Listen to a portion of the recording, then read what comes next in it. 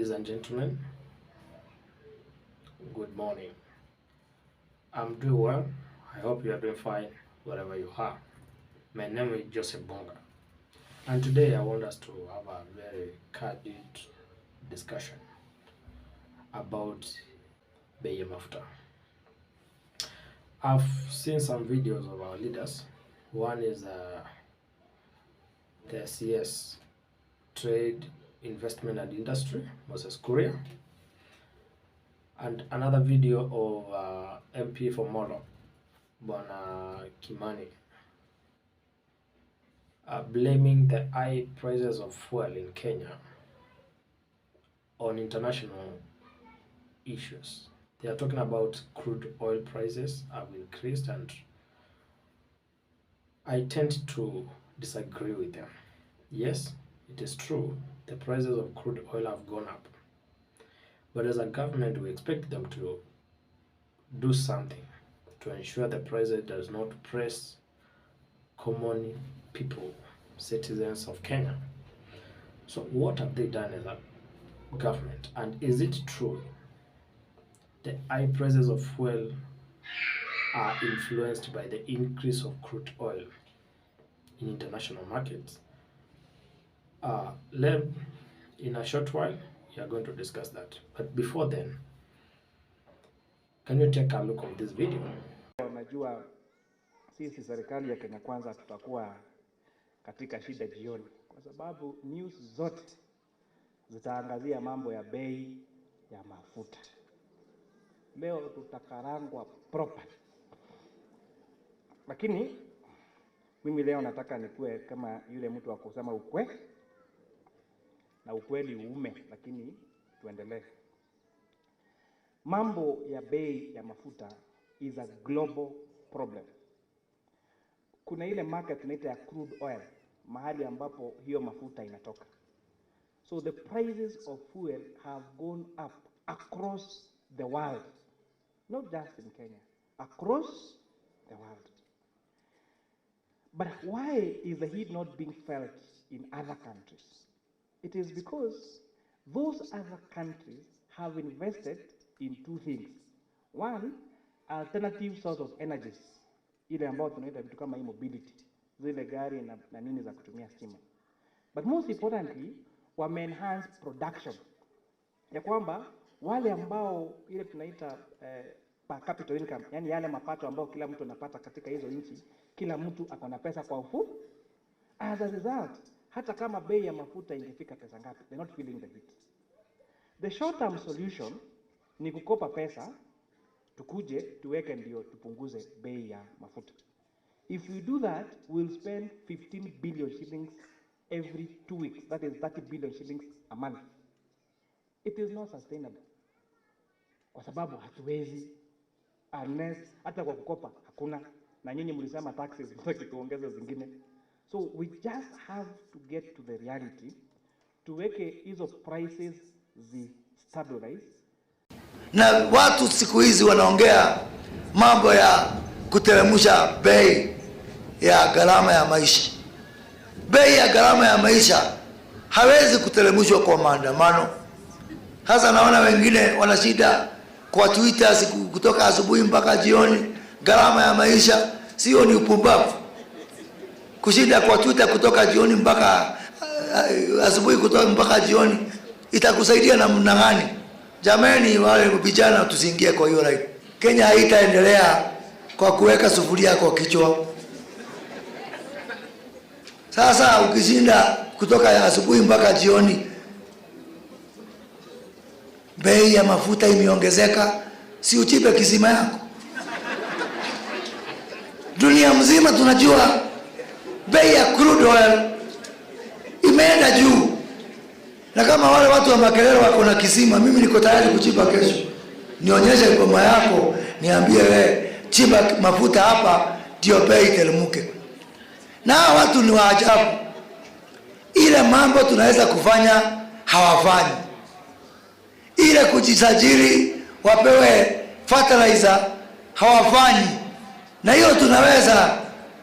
Ile hatuwezi kama mambo ya mafuta ndio nalalamika.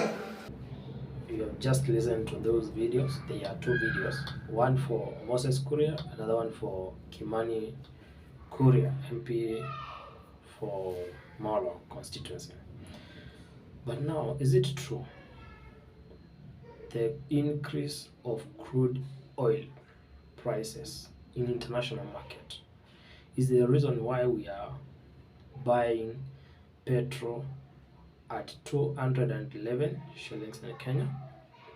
I tend to disagree completely, because what Kenyans doesn't know, in computing the price of super petrol, diesel and kerosene, there are some costs which are considered, and we only have four main costs.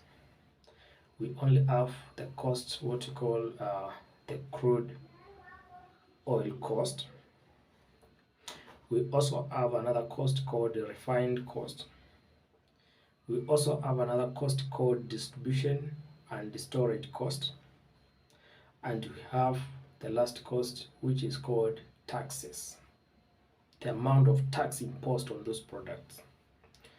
Those four type of costs are the costs that are considered when computing the price of any product, fuel product, whether super, whether diesel, whether kerosene, all those. Another thing I want to let you know is that Kenya does not import crude oil. It imports refined oil. Yeah, from Saudi Arabia and Oman na hizo countries ziko hapo. And that's why usually scare the president saying Kenya is considering kuanza kununua mafuta using the Kenya shilling. And it is true, the prices have gone up. But the only cost, the two types of cost that Kenya as a government has no control, there are only two. We only have, Kenya has no control over crude oil costs, and it has no control over refined cost. But the last two costs, Kenya can control them: the storage and distribution cost and taxes cost. The amount of taxes imposed, the government of Kenya can take control of that. And that's why you saw the president Juzi increased the taxes on petroleum products from 8% to 16%. And now he's planning to increase it further to 18%. What do you say? What do you expect? The prices will move from 211 to something hapo mbele. And all that is done within the government of Kenya. The big question is, why is the government not taking the necessary interventions to cushion its people from high cost of petrol prices? Because there are some people who the whole operation, way from the importation point to the petrol station point, wafanyabiashara wa Kenya wanafanya kazi hapo. And that's where they eat. That's where we have people wenye wanaitwa cartels. Ulisikia president akiwataja juzi. Now, the reason why I disagree with our leaders when they talk about international, based on the prices published by April, the landing cost of petrol in Kenya is 113 shillings. That is the landing cost. The landing cost is inclusive of the crude oil cost and the refined cost and other costs zenye zimekuwa incurred before that petroleum comes into Kenya. So if the landing cost is 113, why is the price of the same super petrol per liter is 211. It means from the point of entry to the point of petrol station, the total expense in between is almost 100 shillings. That's about 97 shillings.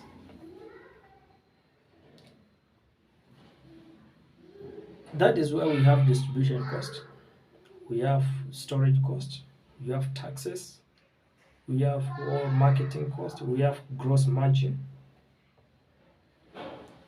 and all those costs are the cost government of Kenya can squarely take control of them. And that is where the blame is. Why are we paying almost 100 shillings per liter for the margin cost, gross cost, sorry. Why are we paying almost 100 shillings per liter for the distribution cost, taxes, and the gross margin? Why? For what reason? And that is where the problem is. If the government of Kenya can reduce the amount of taxes imposed on those products, then the price can automatically come down. Suppose the government of Kenya decides to remove some unnecessary taxes, levies on those petroleum products, and maybe cut it by 50%. Probably the price of super petrol can be something to do with 180 shillings, which is much better than 211. I hear our leaders also are comparing Kenya with other countries. I want to tell you this. Every country has different type of taxing system. They tax their products differently. And as much as maybe Kenya inaweza kuwa inanunua refined oil at the same price with Uganda, but unapata Uganda mafuta petrol yake iko much expensive than Kenya. What brings the difference is the amount of taxation, taxes applied on that during that chain. Maybe Uganda in a tax per liter 50 shillings, the total levies. Kenya is around 40. So obviously mafuta Kenya itakuwa a bit cheap. Maybe Kenya, the difference comes when it comes because of taxation mode applied, the amount of taxes applied. That is what it brings difference. Let me show you, looking at this, how the wholesale prices are calculated.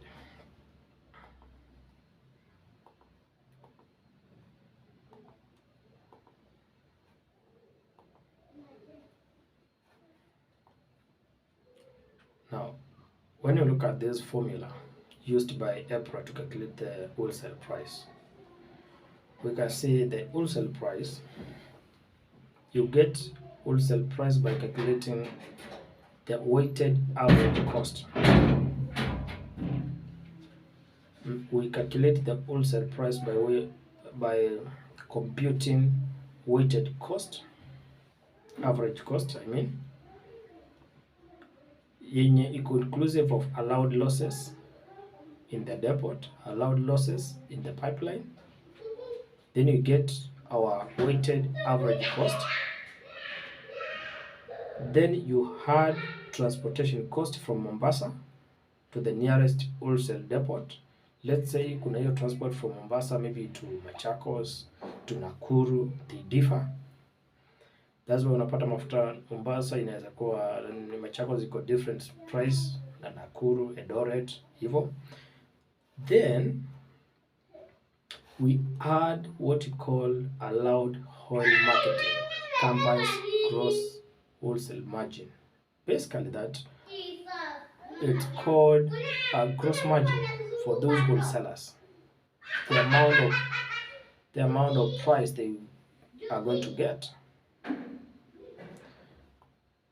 After they get the wholesale price, they now proceed to calculate the retail price. Retail price is the amount you are going to pay at the petrol station. And to get that, they will consider the wholesale price, ile price yenye wameuziwa kwa wholesale, the depot. Then they add their gross margin, yeah, and now they add the delivery rate from the nearest wholesalers. That is like transportation. The transportation cost from the depot to the petrol station they had. Then they get the retail price.